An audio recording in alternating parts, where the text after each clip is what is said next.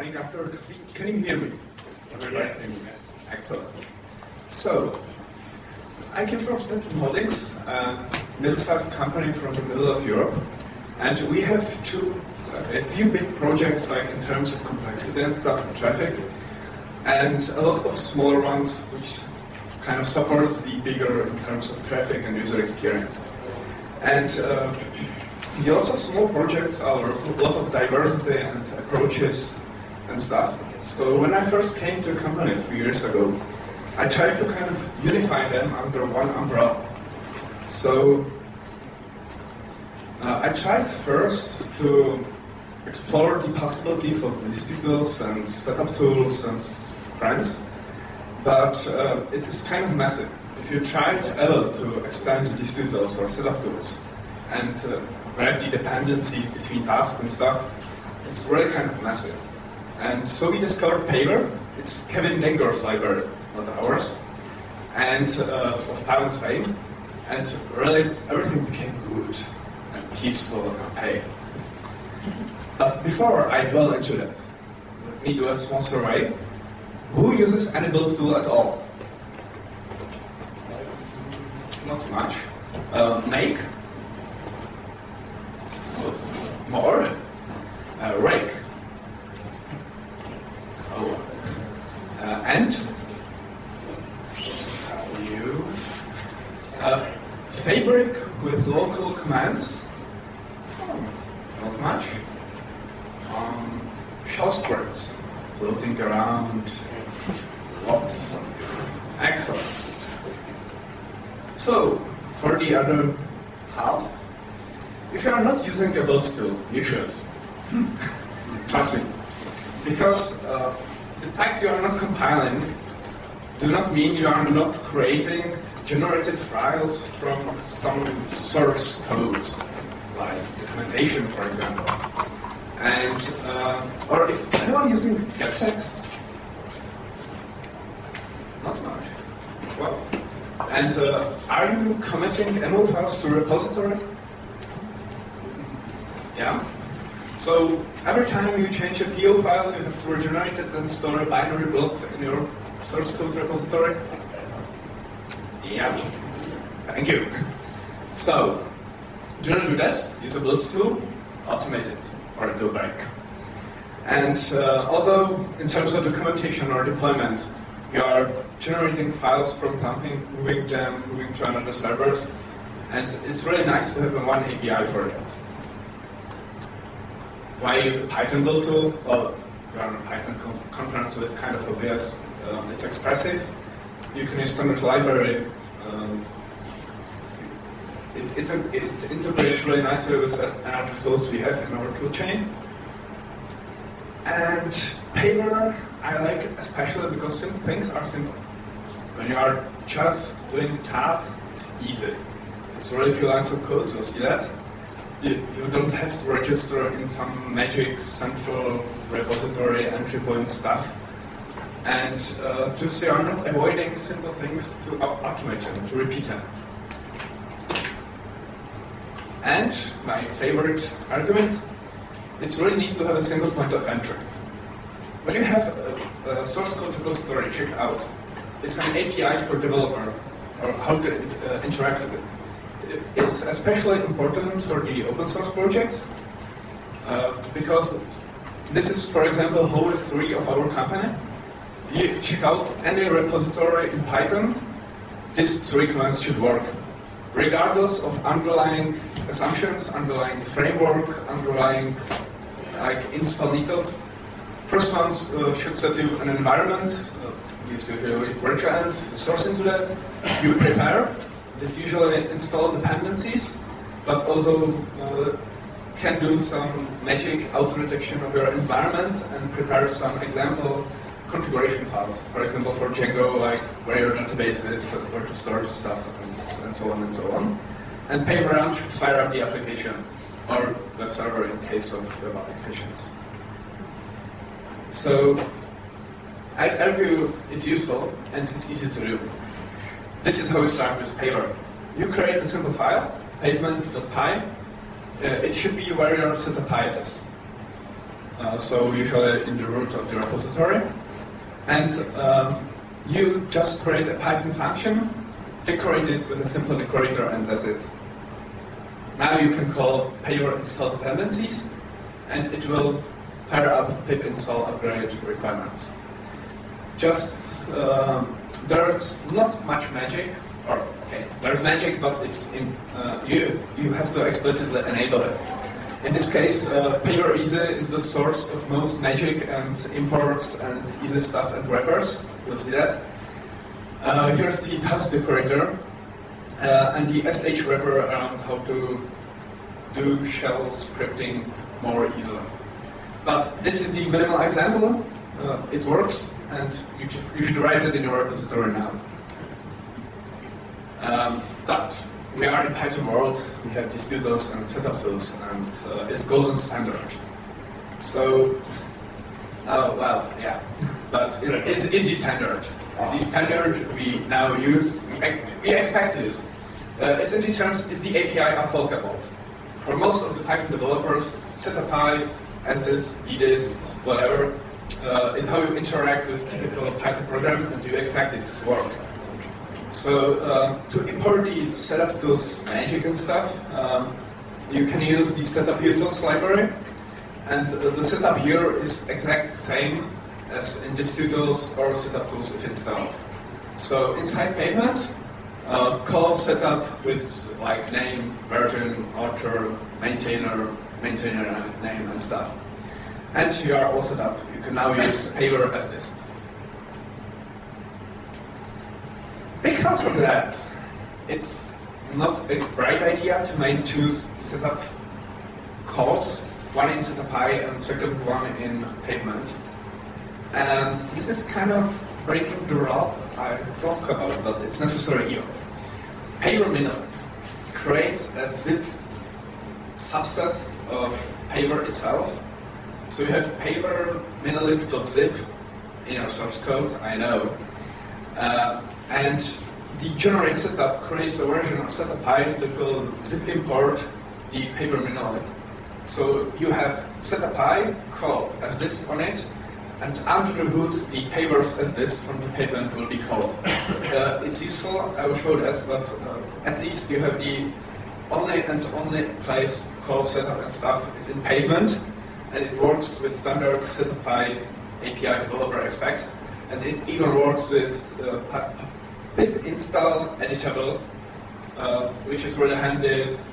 Sometimes we have a developer dependency in requirements on some library which is directly in source code, and you need if it uses Paver, you have to have the minlib here, or else it will not work. So this is kind of last hack you have to make in order to have no more hacks. What is useful and used always? Task dependencies. So, for example, when I'm preparing environment, I like to have the dependencies installed with the task I showed here. So I have the prepare, again, simple function, no arguments, use simple decorator, install dependencies will be called beforehand.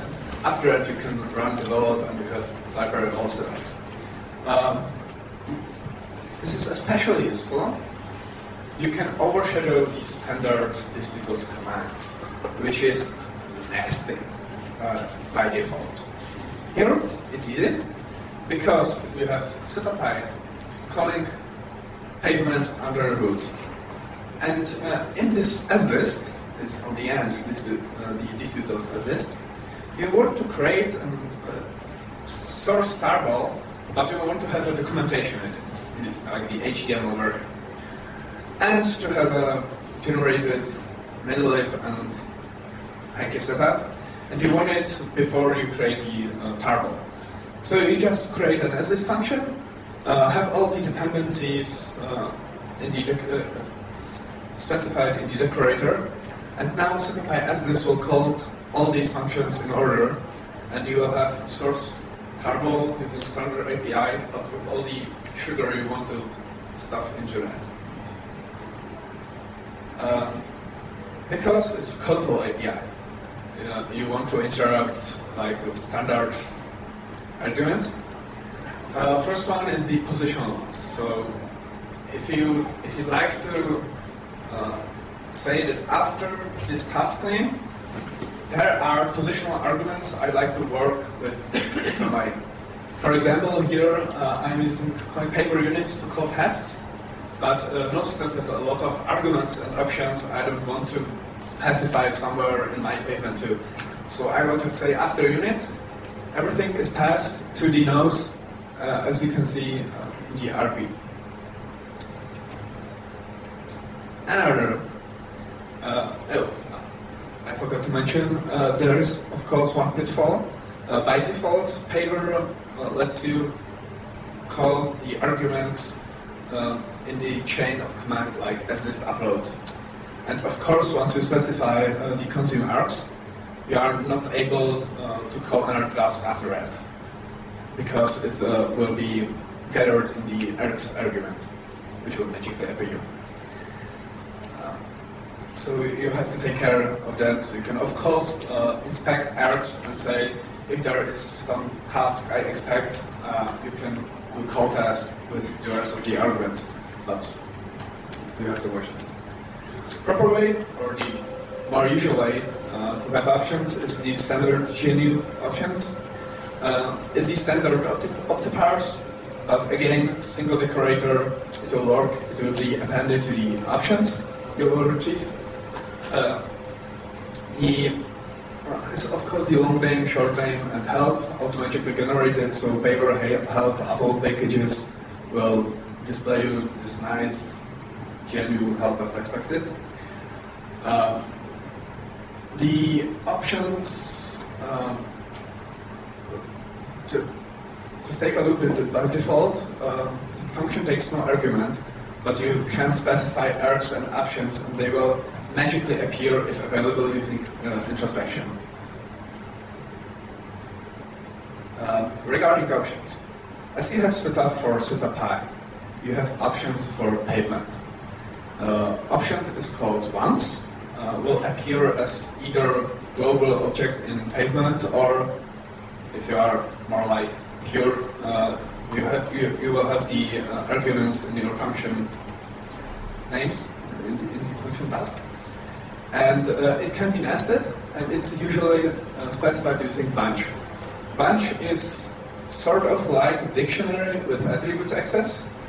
The only difference is that callables are called. But otherwise it's a dictionary with attribute access, and it's a standard way to configure your tasks. For example, in this case, as I talked about minilib have the options to embed some external library together with the Paver minilib. So you can just call in your pavement, you will just say in options for minilib, please embed doctils and virtual from Paver standard library directly into the zip. Inside your task, you will just get the options as an argument, call get embed. If extra files was specified anywhere, you will get it. Otherwise, you should provide some defaults, so it will not fire up the attribute error or something. Options provide namespace search, which is you can call either the full name like options setup version or just options version, and it will search through all available namespaces to encounter the first version attribute. Of course, you might not want that, so you can say options order, like I'm inside minilib, I want only and only minilib attributes. So if I will try to call the version, I will get an attribute error because it's not available inside my namespace. I will now take you to the standard library, or the wrappers. Are there any questions about globes, about basics? No? Okay. So, standard library or the easy tasks. There's a wrapper around shell. It's in easy, it's called as H. And it's the It's the wrapper for calling the popen and piping stuff and so. So you will just do it as in shell. And if you specify capture, the combined standard output and error will be stored in your favorite value. This is my favorite. Dry runs. I always want it, in most of the software, but it's never provided. It's like I want to run some really destructive task, which is combining a lot of arguments and environment variables and configuration files and blah blah blah. And in the end, it will delete all my disk because I configured it. So I want to run it in a non-destructive way. And there's a handy decorator for that in Paver, which is the destructive parts of your tasks are wrapped in the dry function, and in case you are running with a /-dry option, it will only be printed, otherwise it will be run. So you'll just kind of decorate the destructive parts of your tasks to be not so much harmful, and with dry run, you will see what you configure, kind of what is the result of the configuration and task mess. This is magic. Anyone knows Paver? One, okay. Paver is James Ordorff, I don't know how to spell it. I'm sorry. It's the external library, but it's bound with Paver. It's a subclass of substring, and it's really crazy division operator overloading stuff. So you must not use the OFPath, join, and the standard library stuff, but instead you have this. Look at the first line. It's valid. It's like OFPath, join, docs, get me options from these things with directory and the HTML at the end. It's platform independent. It works correctly on Windows. It works regardless if you have the path docs already wrapped in path, or if it's pure string. The result is path object, subclass of strings, so it works correctly if you pass it to the standard library OFPath, join, and stuff. And you have the handy attributes like remove tree or move myself to another directory and stuff. I'm still not sure if I like it or not. It's very easy to use, but it's kind of on the edge of the Ruby world, like where dark magic begins. I talked a lot about documentation, so distutils is kind of the core of Paver for me a bit, because it's easy to configure things with it and it just works. There are, of course, all the configuration options for things, so you can do whatever magic you want. But as I said, it's under one root, it's under one Paver. Part of the documentation is usually some kind of snippets of your software, or result of some shell runs or test runs or whatever. So it's not the NetBatchHolders library, also bundled with Paver, and you specify the include distutils or shell command or whatever, configure again in options on how we want to annotate the includes and stuff, and at the build time of the documentation, all the commands or includes will be run. So especially if you bundle it with some kind of PEP8 specification or doc tests and stuff, it will not happen so often that you will forget to update your documentation after you updated your code source samples. This one is really useful. And of course, our favorite virtualenv. Who is using virtualenv here? Not so much. Well, why is the rest not using virtualenv? If I may ask. No need. No need? Okay. Yeah, No. packages. Sorry? The packages. Okay. Some of us use build-out instead. Oh, yeah. Build-out. That's true. There's no build-out integration in Paver. We should do it. Well, pretty easy to configure virtualenv. It's part of the bootstrap command I already showed you. It creates properly the bootstrap with embedded libraries, and so you can download the source code, run the bootstrap.py, and here you are. And the last part, and my favorite one, I talked about it, is discovery. As I was talking about the single API, it's the notion of Paver I'd like to embrace more, and I'd like to heard from you about. Because my favorite part of Paver is really the single command, single point of entry to a whole application. But of course there are complicated things the other tools are suited better for, like deployment and favoring. So what we'd like to do is to extract from the external libraries the Paver tasks. So you can run Paver, some magic, and the other tool will be run properly, but everything is wrapped under the Paver hood. So this is from the development version of Paver.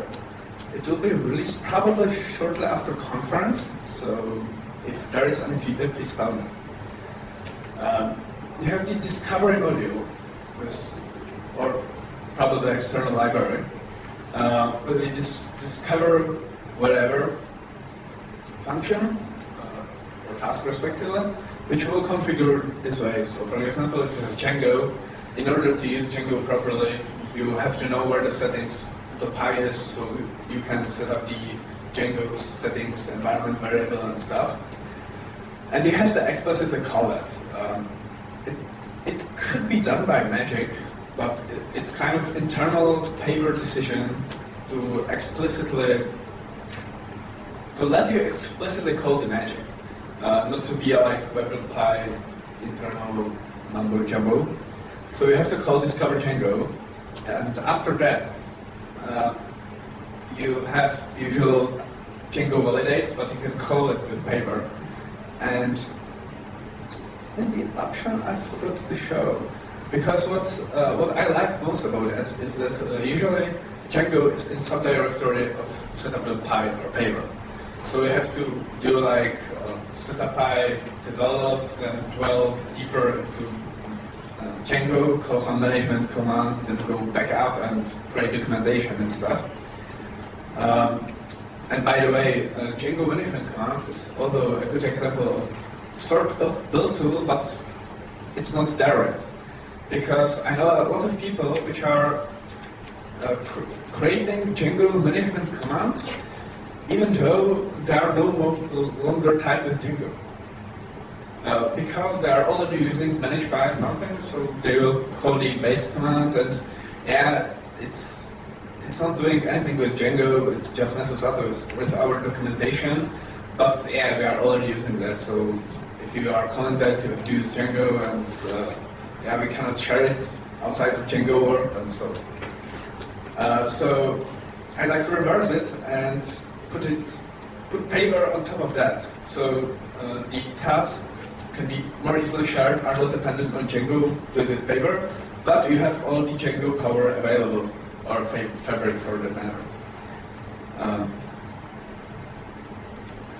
So this is what we'd like to do in the future. I'd like to hear from you which libraries you would be happy to be integrated in Paver. Django is there, Fabric is in kind of working state, there are some heavier details to be taken care of, like the favorite and global variable and stuff. I thought more people are using virtualenv.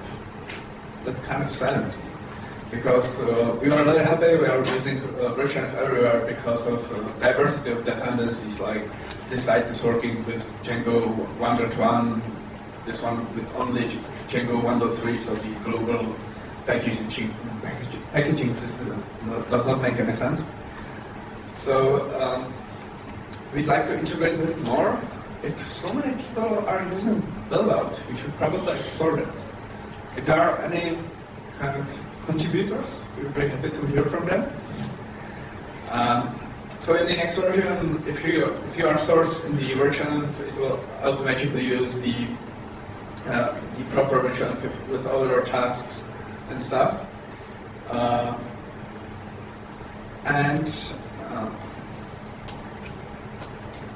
That's about it, because I like to hear from you. So please tell me. Questions, answers, and libraries you'd like to integrate. Yes, a general question maybe, if you try to integrate with all sorts of stuff, aren't you creating a dependency hell if all that other stuff changes somehow, and you try to support all of them? Well, the general idea, is that every integration is optional. So every task, every library should do an inside function import and stuff. So if it's not available, the task will just not be available. And regarding the API of the dependencies, well, from what we have so far, the API do not change so often, or it's handleable inside the discovery module. Like in case of Django, for example, there were changes, but it's handleable. So I don't have an answer for that in terms of how do you make it more easily. It was just a feeling, it was nothing concrete. Yeah. Well, yeah, the integration depends on the API stability for sure. But as said, most of the tools that we are integrating with are already stable. It's like it's requested because it's stable and it's used. So yeah. Another question or tip. Anyone here will try to use Paver now? Not you. Okay. So the other ones, why not?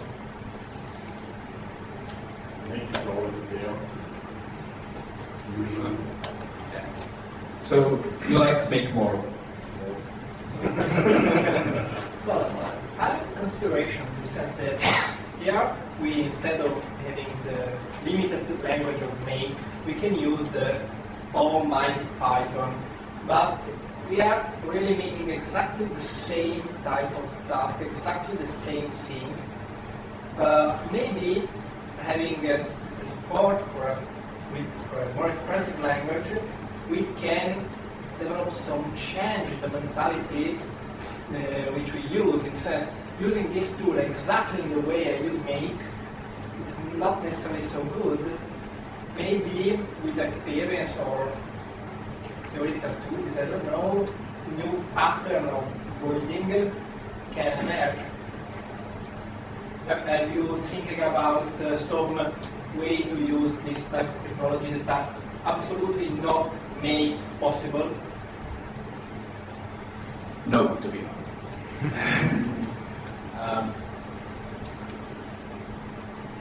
We are, how to say it? I do think that in how Paver is used, it's really more like, let's say, the console API, which is bound by some, not restrictions, but how people accept command line to behave.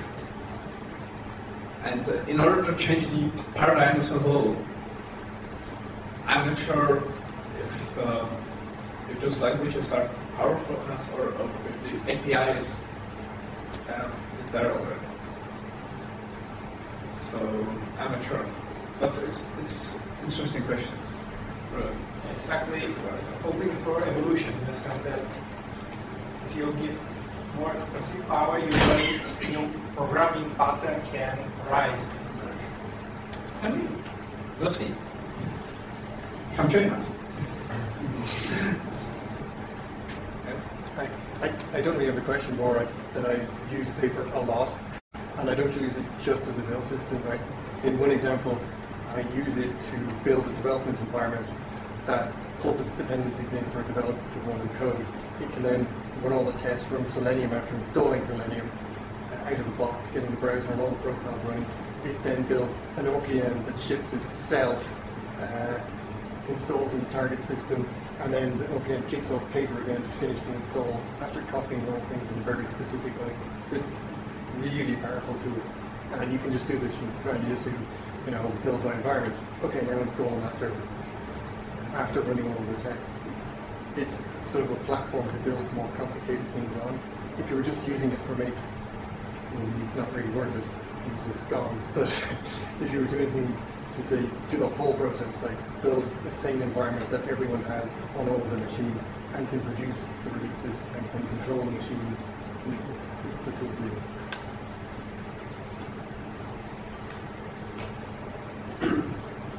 I recently had a practical problem with setup to distribute, etc. It mostly cares about Python stuff and getting Python libraries from PyPy or PyP or wherever, but it doesn't deal very much with static file dependencies like get me jQuery, get me tricky-draw, get me some other bunch of JavaScript or HTML or whatever. And the quick hack was to write a batch file more or less that just gets this stuff, untars it, and puts it somewhere. The problem we had, okay, in Linux this usually is no problem. You have wget, you have unzip and tar it, etc. But on Windows, we don't have these tools. So it would be nice to have a Python version of these usual tools. Do you have something like this in Paver? Just get a file and unzip it and stuff? Well, for download the file, there's a URL. Like, there's no worker for it directly, I think. There is stuff for like copy a file. There is a library for SCD. It's also like get library, copy it. Yeah. There are some wrappers. I'm not sure if directly for this task, but the write the issue request should be easy. Should be fit in there. Yeah, definitely. Yeah. And as I said, if not request an easy wrapper, this should be easy to write. So. Yeah, it's not a problem. We could have written it, but yeah, somehow strange. Yeah. Paver is like trying to make redundant. Sorry? Paver is trying to make how it's trying to, you can do stuff that you try to make. But what my question actually was like, how does it compare to something like Sphinx? Yeah.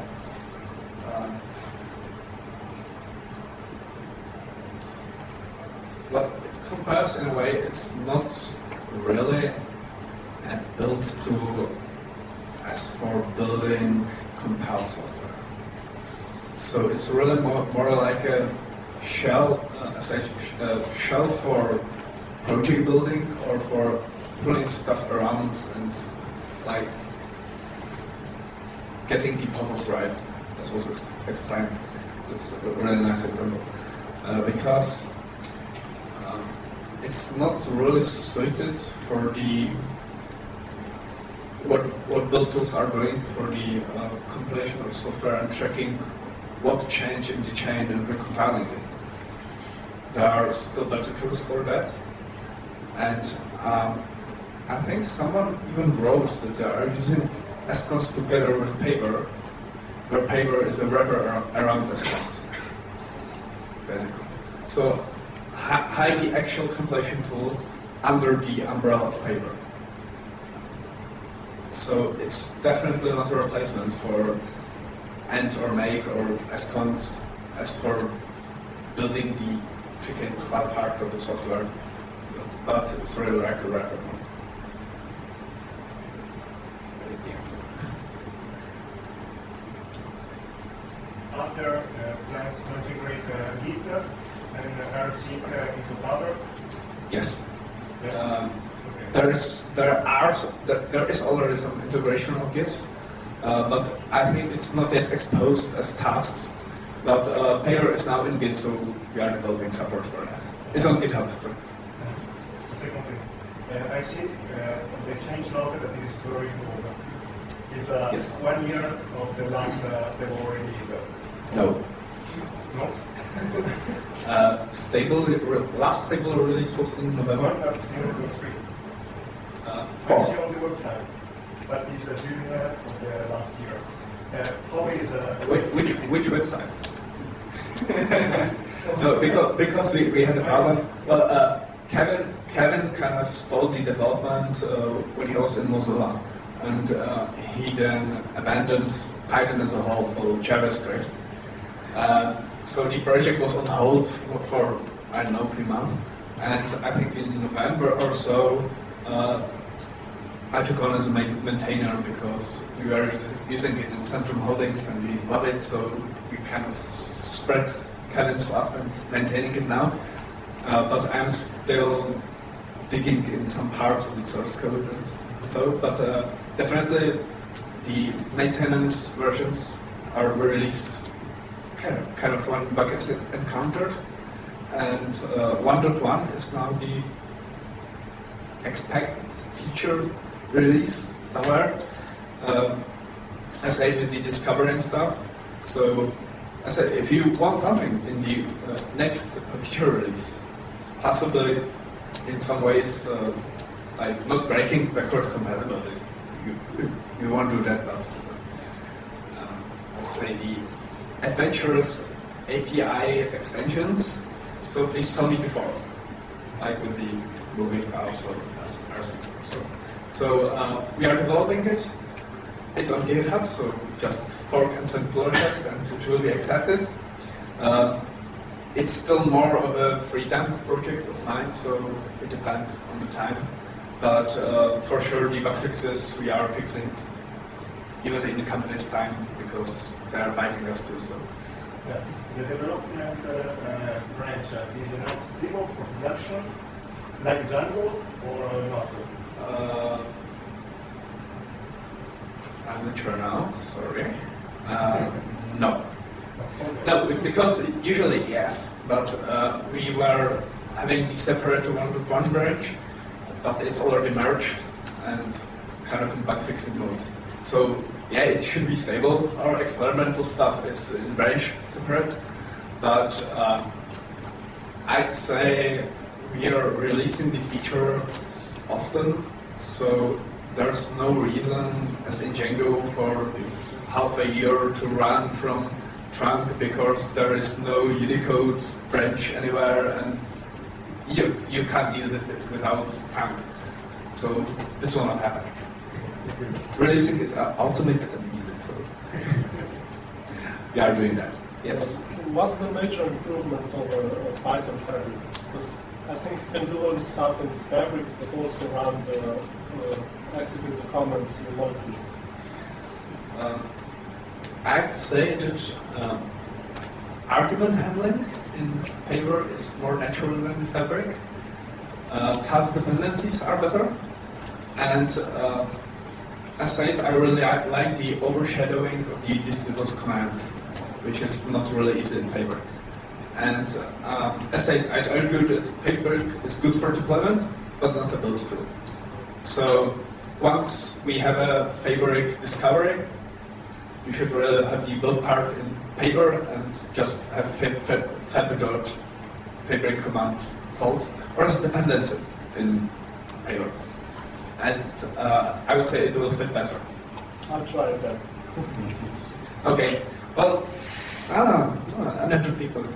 Okay, the favorite discovery will be really soon. Well, just +1 for fabric discovery. Yeah, I know that. Let's hear it. It will be done. Sure. Another question?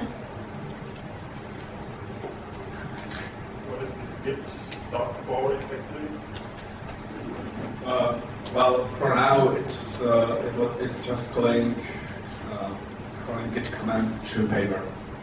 Some wrapping over. yeah, some people like that. Okay. And we found default options for the older Gits, Debian stuff without like default tracking or so. So, but yeah, but I personally don't use it much. But there are people requesting it, and it makes sense in terms of aside you have Paver, everything. So. But yeah, it's true. It's true that when we change from Bazaar to Git, the paradigm change is like so big you cannot work it through only changing underlying logic in the Paver commands. For sure. Another question